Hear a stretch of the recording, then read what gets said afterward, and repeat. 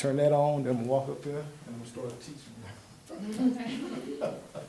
All right, we're good. All right, so you already know, we, part two of setting the house in order. I'm gonna get right into this.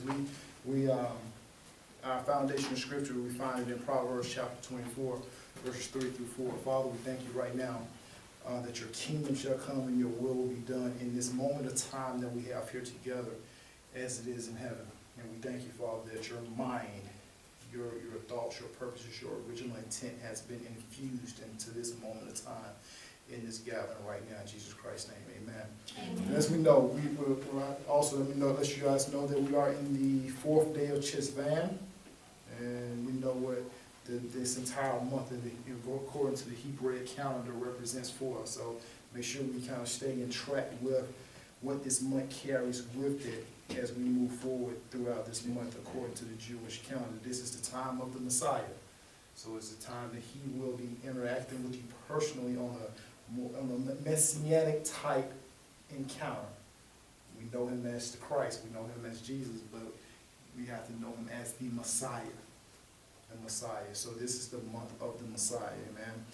And then you find more on the band app in regards to that. But Proverbs chapter 24, let's go. Through wisdom, a house is built, and by understanding is what? Established. By what? Knowledge. The rooms are filled with all precious and pleasant riches. All right, now we look at the next one. In the Amplified version, it says, through skillful and godly what? Wisdom. There's a house, a life, a home, a family built. Okay? And by what? Understanding, it is established. Wisdom is what? Built. Is built. By understanding, it is what? Established on a sound and good what? Foundation. And by what? Knowledge shall its chambers of every area be filled with all precious and pleasant riches. And the Message Bible says it takes wisdom to build a house, and understanding to set it on a firm foundation. It takes knowledge to furnish his rooms with the fine furniture and beautiful draperies. Amen? So, now, the thing about it is this. This is what we have to understand. There are 3 components to the family, to setting the house in order that we must grab a hold of. And what is number 1? Wisdom. Number 2 is what? Understanding. And number 3 is what? Knowledge. So we see, the thing is, the reason why many of us have been, in regards to our family structure and family unit, has been out of order, is because it hasn't been built on wisdom. We don't have a foundation that's been built on understanding, and we don't have any knowledge. All right. Now when we go to Psalm chapter 127, verses 1 through 5, it says, unless who? The Lord, and there's a small print, we'll fix it later. Unless the Lord builds the house, they labor in vain who build it. Unless the Lord guards the city, the watchman stays awake in vain. Once again, unless who builds the house? The Lord. The problem is that we've been building our own homes without his guidance, without his direction. We've allowed other people to build our homes. It's funny that, one thing that is amazing to me is how many people we allow to speak into our lives when their stuff is jacked up. All right? So it is amazing that we actually give them the authority or the liberty to tell us how to live our lives when they don't have any fruit of their own in this particular point of area. So we have to be very careful who we allow to speak into our lives in regards to, especially in regards to family, marriage, and things like that, parenting or whatever it comes when it comes to family, because we understand that family has a lot of different components to it. We talk about marriage, we talk about singleness, we talk about our parents, and we talk about, single parent households. A lot of components to family, and this whole entire series of setting the house in order we're going to accomplish, and we're going to tackle all of them. All right? So once again, repeat this prayer with me. Holy Spirit, eliminate everything in my life that I have learned about family that did not line up with your original intent for family. And anything that is keeping me from walking completely in your purpose for the family, eliminate it. Bring me to a state and a condition of completely walking in your intent and purpose for the family. All right, now watch this now. Now I'm going to give you some data. Okay, say I'm about to give you some data. You say data. Yeah. I'm going to give you some data over the last 50 years. This is coming from the Census Bureau. I want you to hear what I'm about to say, okay? Two-parent households are on the decline in the United States as divorce, remarriage, and cohabitation are on the rise. All right? Now, we all remember the Cosby Show, the Brady Bunch, and things like that, but those are pretty much long gone. All right? Now, while in the early 1960s, babies typically arrive within a wonderful marriage setting. You know, there wasn't too many babies being born out of wedlock. That was 50 years ago. Today, 4 in 10 births occur to women who are single or living with a non-marital partner. Okay? There is no longer one dominant family form in the United States. Parents today are raising their children against a backdrop of increasingly diverse issues and things that we deal with in society, and it's increasingly evolving, causing family structure to evolve into things that are so far apart from what God intended for it to be. All right. By contrast, you got to understand this: in 1960, the height of the post-World War II baby boom, there was one dominant family form, and that was 2 parents. Okay. Now we have to understand that at that time, 73% of all children were living in a family with within a marriage, or with a mom and a dad. All right. By 1960, 1980, how many years? What school you went to? 1960 to 1980? 20 years. 1960 to 1980? 20 years. 20 years. I'm just trying to trip y'all up. I'm trying to trip y'all up. So you make sure y'all are still awake. You know, all right, here you go. By 1980, what did I say at first? 73% in 1960, right? Mm-hmm. By 1980, 61% of children were living in this type of family. So you saw a 20% decrease. Right now, today, less than half of that lives in a quote-unquote typical marriage family. Now, there's actually 46% of kids live in a home where they have their mom and dad that are married. All right. Now, the declining share of children living in what is often deemed a traditional family has largely been supplanted by the rise of children living in single-parent homes and cohabitating parental homes. All right. Now, while in the past a child was born to a married couple, as most children were, there was more likely to grow up in a home with those 2 parents, period. There wasn't a lot of divorce going on, okay? But now, today, children's living arrangement changes with each adjustment in the relationship status of the parents. I'm just trying to build a foundation because we have to understand what? We have to understand that. How's the foundation built? By understanding. We got to get an understanding of how we got to this point so that we can get an understanding of what we need to do to get this thing back in order. All right? So now, please understand. Here we go. For example, one study found that over a 3-year period, about 3 in 10, that's 31% of children younger than 6, had experienced a major change in their family or household structure due to parental divorce, separation, remarriage, cohabitation, or death. That's 31% of children younger than 6 years old. Those are the most impressionable years that a child has when growing up. That is when that child, pretty much that entire child's outlook and formation and thought process in regards to life is formed within those first 6 years. And when you think about that, 31% of children younger than 6 experience a change in that environment, that learning structure, or that family structure that shapes their life. Their total life foundation is interrupted. And so now what happens is they have to now begin to figure out and find out a new what are they grabbing on now, since what they thought everything was, their foundation was, has been shattered. So now they start looking for answers in places where they shouldn't be, because what they had originally is no longer in place. I want you to hear what I'm saying now. Please understand. The share of children living in a 2-parent household is at the lowest point in more than half a century. I'm going to hit you with something in a minute. Okay? 69% of kids are in this type of family arrangement today. compared with 73% in 2000 and 87% in 1960. Children living with two parents are more likely to be experiencing a variety of family arrangements due to increases in divorce, remarriage, and cohabitation. And it is proven that children who live in two with the mom and the dad tend to be more successful. It is what it is. All right. Now, let me stop right here and say this. This is not a condemning or a judging message. I just want to talk about some data for a moment to just show us how did we get here. All right. Now, I don't want you to beat yourself up if something hits you here and it causes some type of emotional just pain or emotional type, what's really going on. I want you to just, God's grace is with you.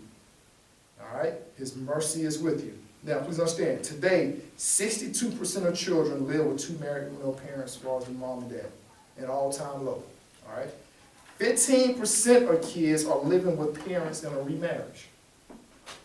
I want you to hear these numbers because I'm going to hit you real hard in a moment in the gut. I'm going to give you a gut shot in a moment. 7% are living with parents who are cohabiting. They're shacking. All right? Now, the share of children living with one parent stands at 26%. This is up from 22% in 2000. And it's up from, and it was 9% in 1960. So only 9% of kids were living with one parent in 1960. I want you to understand that. All right, I'm gonna hit you like Tyson. I'm jabbing right now, but I'm gonna come with a body blow in a minute. I'm just jabbing right now. Everything I'm giving to you right now, I'm just jabbing. It's just straight jab. We Muhammad Ali and Joe Frazier. You got to bob and weave. Yeah, I'm bobbing and weaving right now. I'm bobbing and weaving. That's what I'm doing. I'm just bobbing. I'm about to hit you with this body shot. All right, now please understand. Here we go. I'm about to hit you with a body shot, but I'm still jabbing and weaving right now on the rope with dope. Muhammad Ali. All right, now please understand. These changes have been driven in part by the fact that marriages today are exiting marriage at higher rates than any in the past. And one of the greatest things that challenges to marriage challenges to marriages that the government did was placed in their irreconcilable differences. When they basically said you can get married and you can put on there irreconcilable difference, do you not know that irreconcilable differences cover just about anything you wanted to cover? I'm just tired of being married to this person. Irreconcilable differences. I don't like being around this person no more. Irreconcilable differences. I've grown old. I don't love that person no more. Irreconcilable differences. It is very, very easy to get up out of a marriage because of irreconcilable differences. Not understanding the responsibility that we have for those that we are produced in the marriage, as far as our kids. Once again, I say this to you again, 9% of kids in 1960 were living in a single-parent household. Now, please understand. Now, about 2/3, 67% of people younger than 50 who had ever married are still in their first marriage. About 67% of people younger than 50 who have ever been married are still in their first marriage. Under 50. Compared to in 1960, 83%. Wow. So we're not staying married anymore. And please understand, watch this now. Family is the prototype of what we see in society. I told you that last week. So you want to see what the problem is in society? Look into the home. Why is there division in society? Because there's division in the home. Don't trip because LeBron James went from Cleveland to Miami, back to Cleveland, and now to the Lakers. It's just a resemblance of what's going on in the family. and what's going on in the homes. I know that's kind of stretching it, but I just want you to see that's how society is. We don't like one place, we jump to another place. Why? Because we're in our homes. We don't like where we at, we go to another house where we want something else. It's just what we see in society is a reflection of what's going on in the homes. Why is there wars going on in America and the division and racial divides and wars going on in our society? Because there's wars going on in our homes. I'm still bobbing and weaving. I'm just throwing it out there to you. Now please understand, among men, about 70% of first marriages that began in the late 1980s were still intact 10 years later.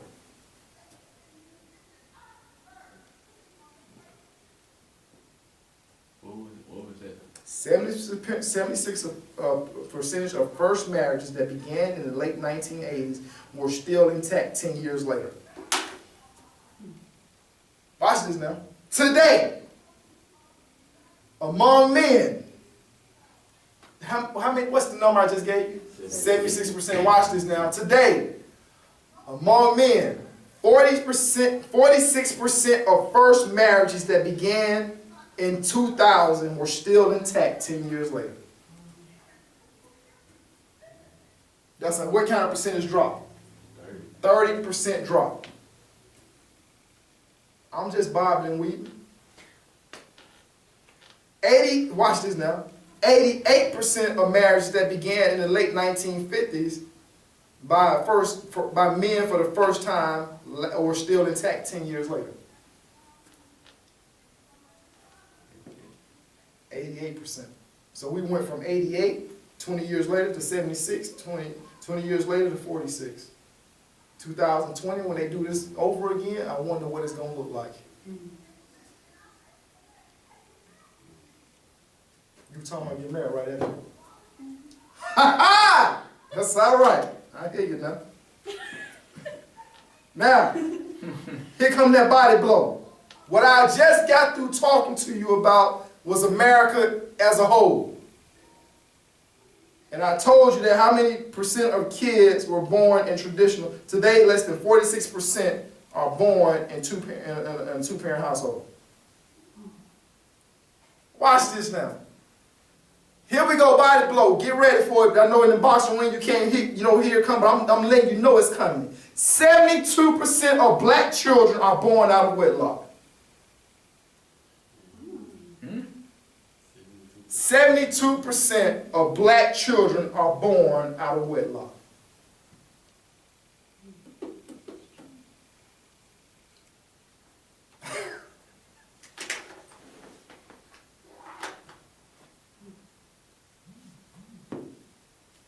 Society is just a reflection of what is going on in the family.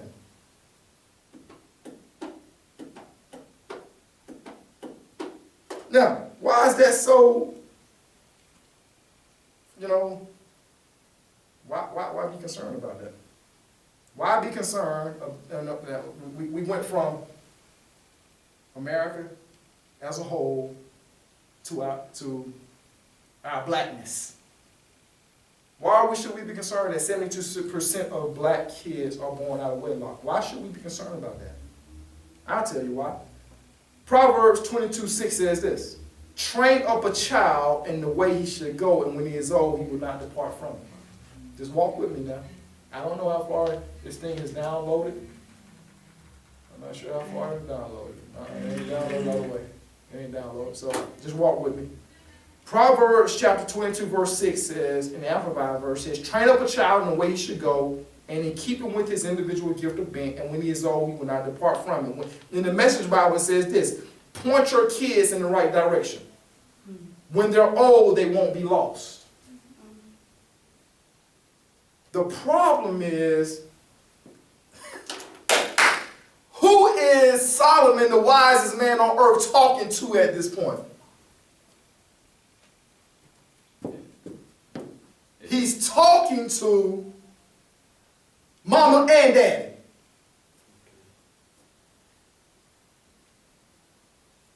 Come on now, come on. Point your kids in the right direction. Mama and daddy. Mama and daddy. Oh, let me change that. Daddy and mama point your kids in the right direction. Now, why you in and say mommy and daddy? Because I want us to make sure we're getting the order right. Daddy and mama. Let's make sure we get the order right. All right, so now, daddy and mama point your kids in the right direction. So once again, y'all still want to know why there's such a problem with 72% of black children being born out of wedlock? You know what I'm saying? Daddy and mama point your kids. All right. Train. That word train in the Hebrew, train up a child. That word train in the Hebrew is translated Enoch. All right, which means to dedicate. Mama and daddy and mama, dedicate your lives to your kids and training them up in the way that they should go. It also means to initiate. Watch this now.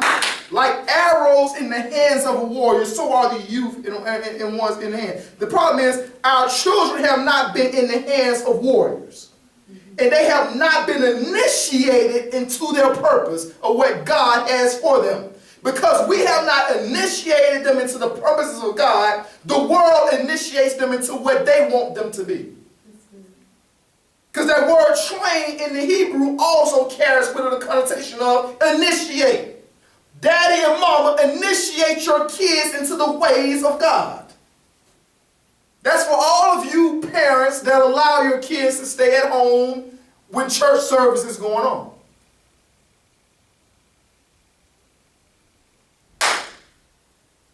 What is it?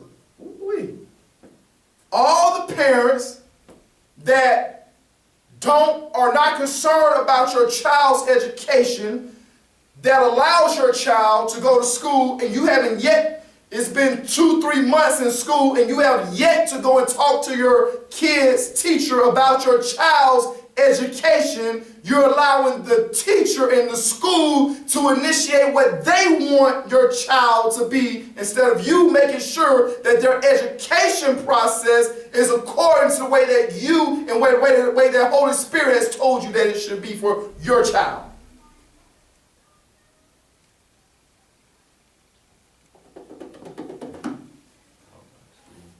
I'm just laying the foundation because to build a house, we must have wisdom, understanding, and knowledge. And I told you before we got into this message, don't allow there to be any condemnation to come into you because there is now no condemnation to those that are in Christ Jesus. To deal with it, I'm going to get a little ahead of myself, to rediscover, to rebuild, and to restore the family unit, we got to take some real hard looks in the mirror.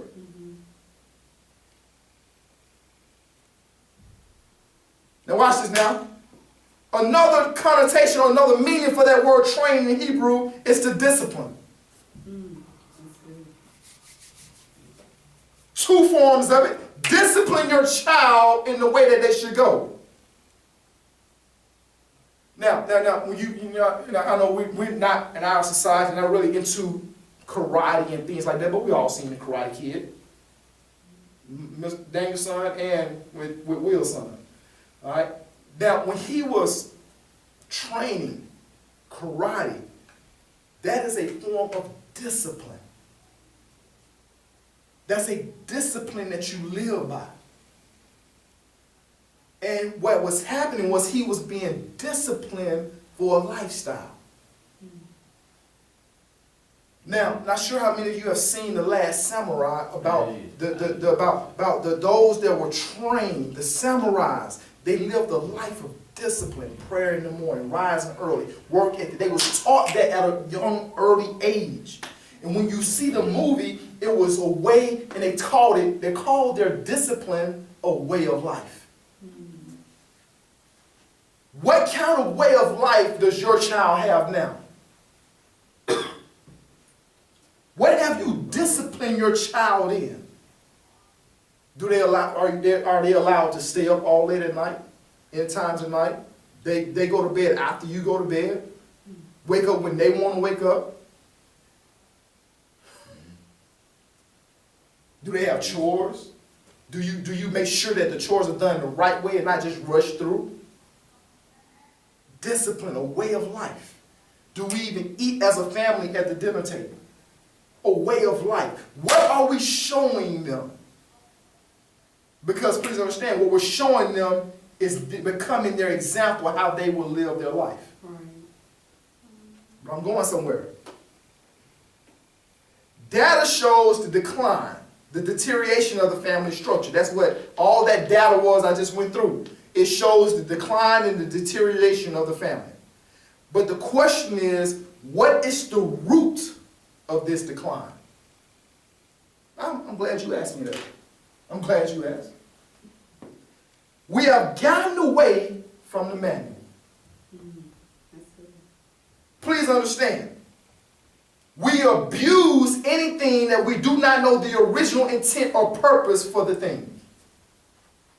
Told you last week that was a tweak moment. We abuse anything that we do not know the original intent or purpose for the thing. Now, in the mind of the creator who created, let's just say, this chair, okay? In the mind of the creator, the purpose for this chair is to what? Sit in. Now, because, you know, we grew up in our households where we may not have had ladders or may not have had, you know what I'm saying, the money necessary, we took a chair that was used for sitting in and used it to change our light bulbs, and it became a ladder. The chair became a ladder, which was not the original purpose or intent for the creator for that chair. That's good. I experienced it yesterday. You experienced it yesterday. So now, watch this now. Those same chairs, in a scenario, in a place where there are people who do not understand the intent for the chair, can turn those chairs into weapons.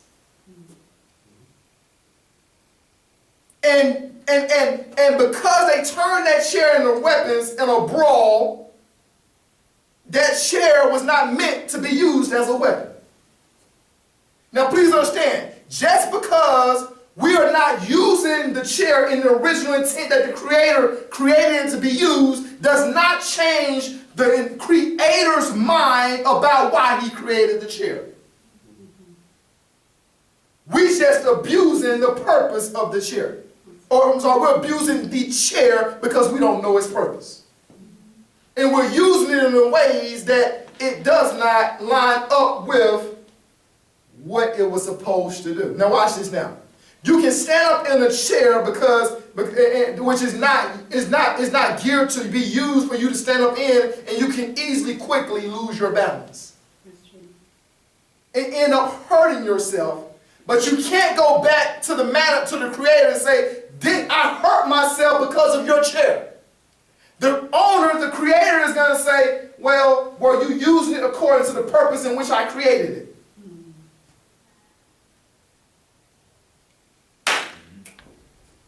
Now please understand, when you are using something outside of the purpose of the created intent, you're using it in ignorance. Ignorance is basically, understand this, a lack of knowledge or information. That's basically what ignorance is. And the thing is, the enemy wants us to continue fighting a fight that's rooted in ignorance. So going back to, what is this decline of the family structure? What is the root of it? It's ignorance. Because we have a lack of knowledge or information according to the creator's purpose for family.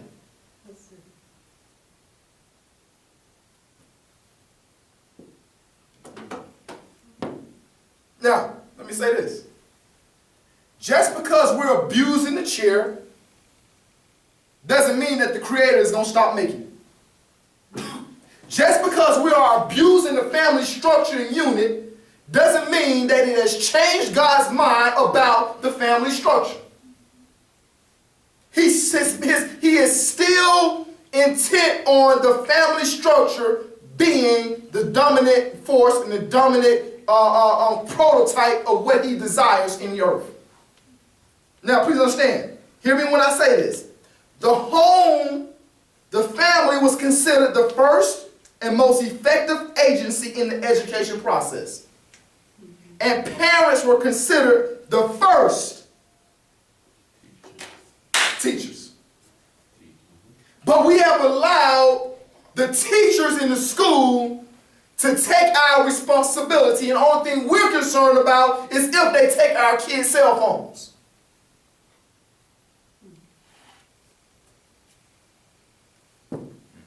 Now watch this now, because I left out a word.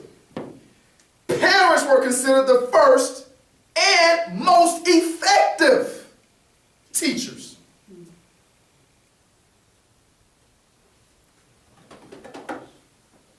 Now please, oh my God. We have given up so much of our responsibility because of ignorance. That feel-good feeling that got the kids here, please understand, will not be the same feeling once they get here. That's true. That's true. That 1 minute, 2 minute, maybe possibly 5 wears out real quick when the kid gets here. Oh, come on now. Because please understand, that is why sex was intended in the original intent and purpose when God created it, was intended for marriage, which was intended to bring forth child in the content or in the context and in the form of family. Because he never intended for a child to be born outside of wedlock. Because he understands it requires man and woman to raise the child.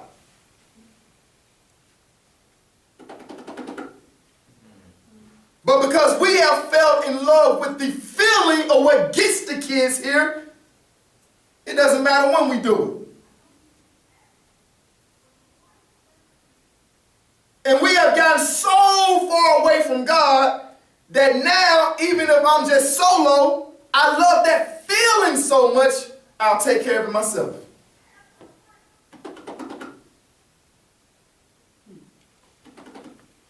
Because our lives are based off of feelings and not truth. Our lives are based off of how we feel. How can I make myself feel good today? When God says, die daily to yourself.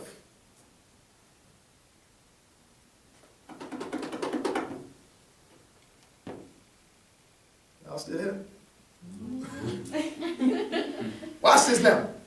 I don't want to get too far in that because that's setting the house in order. Let's talk about sex message. And that's down the line. Y'all might want to keep inviting folks because they just going, we setting this thing in order up in here. God states his expectation. Watch this now. God has expectations. God has expectations. He expected for Abraham to train his children and his household to walk in the ways of God. Now watch this now. Abraham is known as what? The father of what? Many nations. When Jesus talked to many times, often in the gospel, he referred to people as do this according to your father Abraham. Now watch this now. When he spoke to Abraham, what I'm about to read to you, this is the same expectation for every man in the world. Notice I didn't say woman. Genesis chapter 18, verse 17 through 19. In the New King James Version. Sorry, we can't pull it up, and it says here.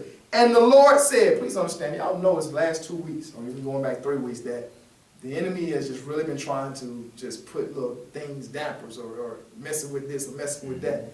Because he does not want this message to get out. Now, some of it could just be our lack of excellence at sometimes, but you know, the bottom line is there has been warfare around this for weeks and months. And the Lord said, shall I hide from Abraham, what I am doing? Now watch this now, verse 18. Genesis 18, verse 18. Since Abraham shall surely become a great and mighty nation. Abraham's going to become a what? A great and mighty nation. Put a pin right there, okay? All right, where's the pin at? Great and mighty nation. All right, now. And all the nations of the earth shall be blessed in him. Verse 19. For I have known him in order that he may command his children and his household after him, that they keep the way of the Lord to do righteousness and justice, that the Lord may bring to Abraham what he has spoken to him. Oh man, let me just go down this right quick. For I have known him. First of all, does God know you, man? That's good. Does God know you?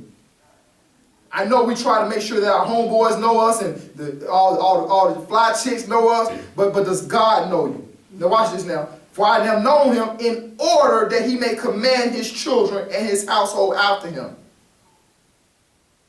Not only, watch this now, not only his children does he command, but he commands his entire household in order.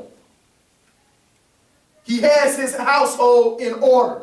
He has his kids in order. Brothers, do you have your kids in order? Or are your kids the ones that, when I'm in the grocery store, they bumping into my cart, they on aisle 5 and you on aisle 13, then open up the peanut butter in the grocery store? I mean, come on, are your kids in order? All right? Now watch this. That they keep the way of the Lord. What are you teaching your kids? In what ways are you taking your kids? Are they in the way of the Lord, or are they in the way of the streets? Are they in the way of the Lord, or are they in the way of Papa was a Rolling Stone? Are they in the way of the Lord, or are they just in the way? Because please understand, women will shout this when I say this. It's hard to follow a parked car. And most men are just in the way. Which is why most women have now become INDEPENDEENT. Do you know what I mean? Do you know what I mean? Because we have brothers, we just in the way. We not moving. We were geared and made our purpose. We got to be moving. We got to be out making things happen. Check your plumbing out. Brothers, we were made to go into dark situations. Don't you hear what I'm saying? We were made to go into dark situations. Release life into dark situations. And no matter how hard it may seem to get that life, and we got to keep thrusting and thrusting and thrusting until we get life in them. Woo! But once we get life into that dead situation, it brings forth life. But the problem is, we're thrusting in the wrong places. Wow.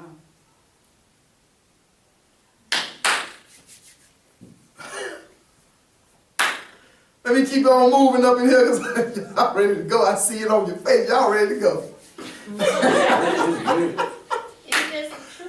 Woo! In the Amplified version, in Genesis 18:19, for I have known, chosen, and acknowledged him. Brothers, I want you to know you have been chosen. You have been chosen as God's own. That you may teach and command your children. You ain't been, please understand, Brothers, yo, just for my brothers in the ministry, just in case we kind of get the order confused. Brothers, watch this now. Husbands, your first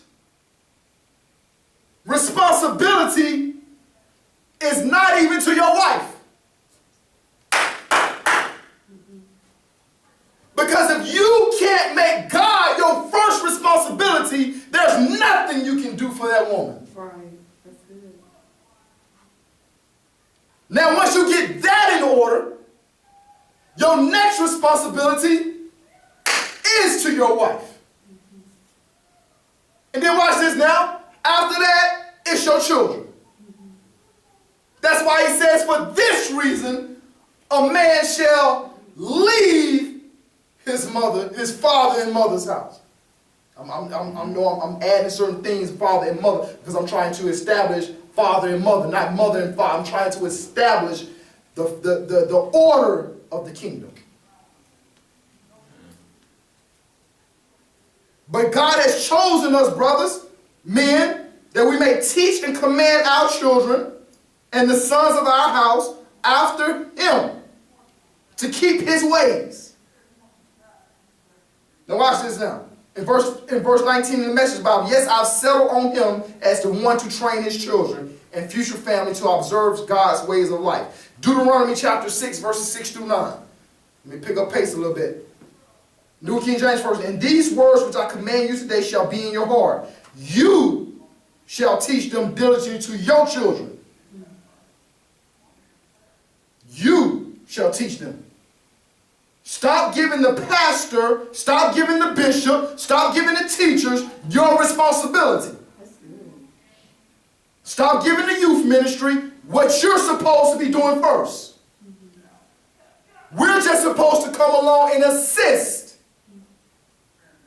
But you've got to be here to get the word and the knowledge for you to live the life that you've got to live in order to be able to teach them. You shall teach them diligently to your children, and shall talk of them when you sit in your house, when you walk by the way, when you lie down, and when you rise up. Watch this now. What's going, I know that I said we need to make sure we turn our cars into a what? A library. But when your kids are in there, you should be talking to them about the ways of the Lord. Does Ricky Smiley, Steve Harvey, on your way to school to drop your kids off, is their voice more prominent than your voice? Will your kid remember when they grew up more about my rides with my mom because I was listening to Ricky Smiley, or when I was riding with daddy and mama to school, they took the time and talked to me?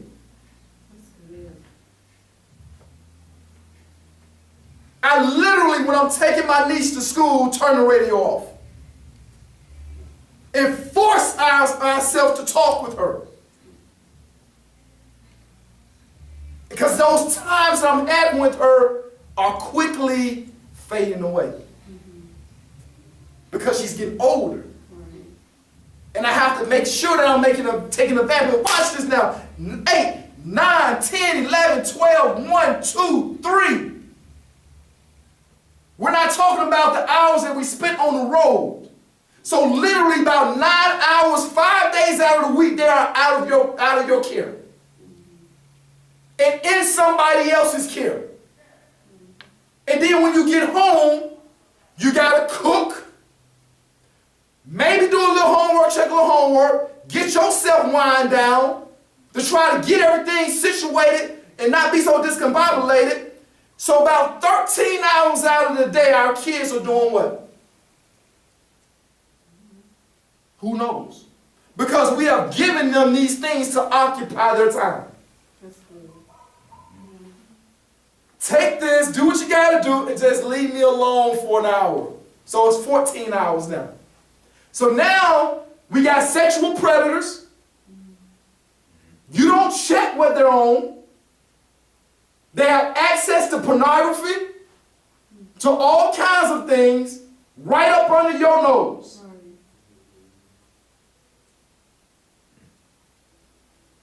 They're learning how to shoot guns. They're learning how to put on condoms. They're learning what the female anatomy looks like and what the male anatomy looks like. They're learning how to cuss. And their heroes are no longer their mom, their daddy and their mama. Their heroes are Lil Wayne. Their favorite songs are Booed Up, Not Jesus Made a Way.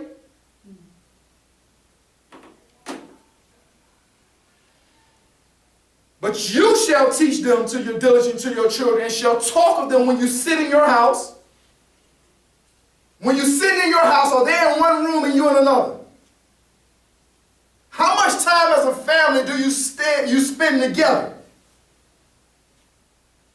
When you walk, by the way, when you lie down, do you send them to bed or do you take them to bed and talk to them about their day? When you rise up, one of the greatest things I used to do, one of the most fascinating things I used to do was just be able to walk in my niece when she spent the night, walk in her room and wake her up.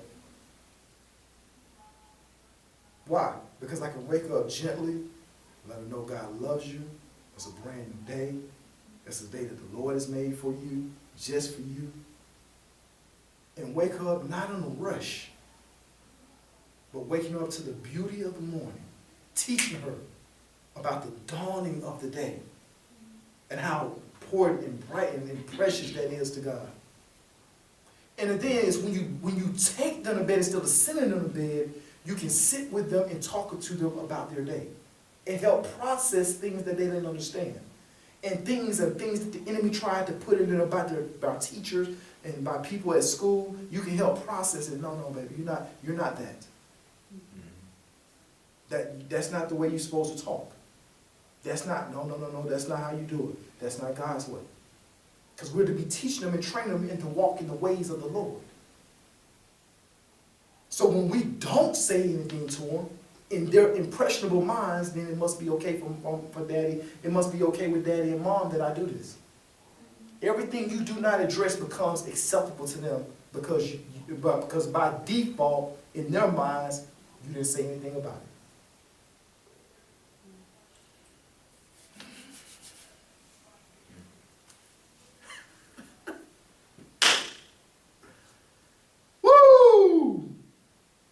In the Message Bible, and then get them inside your children. I'm sorry, let me go ahead and say this from verse 6. Write these commandments that I've given you today on your hearts. How do you write them on your heart? Remember when I told y'all get an index card, write it and write scripture a day, a week on your index card, put it on your refrigerator, mirror in your bathroom, at work, study that scripture. You write it on paper, then you meditate on it, and you write it on your heart. Now, once you get them inside you, because you can't give something you don't have. Once you get the word inside you, now get that same word inside your children. Talk about them wherever you are. Sitting at home or walking in the street. Talk about them from the time you get up in the morning to when you fall into bed at night. Tie them on your hands and forehead as a reminder. And watch this now. Inscribe them on the doorposts of your home and on your city gates. When I first got saved, you walk in my grandmother's house. There was index cards when you walk out the door, in the bathroom, when you sitting on the toilet, there was index card. In the shower, there was index cards. There was index cards of scripture. I mean, literally everywhere you went. I'm telling you, probably even to this day, this relationship still probably there. Now watch this now. The father had an obligation to teach his children the law by words and example. That's good. So it's no longer do as I say do on one side or do as I show you. No, it's both.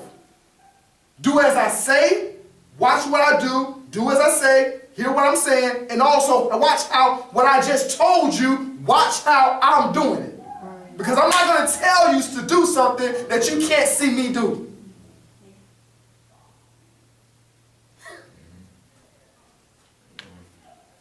We have lost the godly word and wisdom of fathers. And we have lost the godly examples of fathers. Children can no longer observe through hearing and through seeing father's instructions. That's good. So, where have you learned? Where have you learned what you know about family? Wow.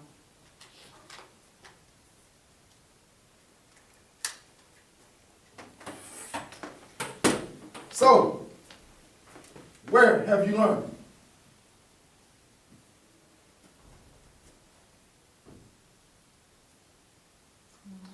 Mom and Dad?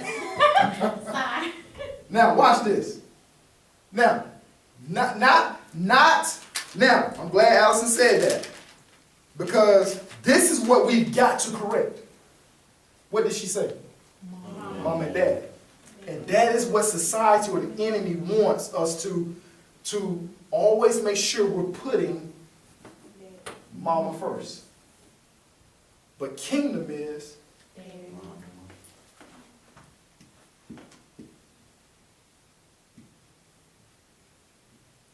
not taking anything away from mom, but we're talking about setting the house in order.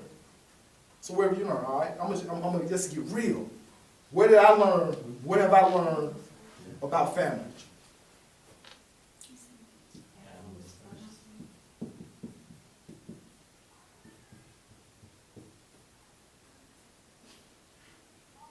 Let's talk. Let's for real. Where have you learned? See, I learned some stuff from Boys in the Hood, how my family should be. From one of my favorites here. So I learned some things from New Jack City about how family should be. All right, let me take a little bit further.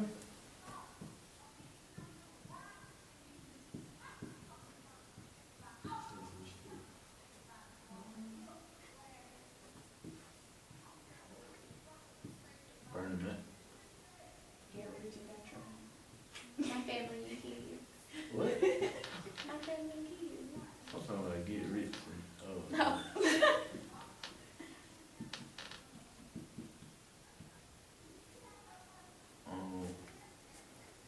living single.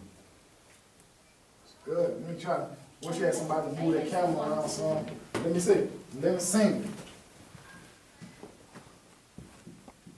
Watch this. Here we go.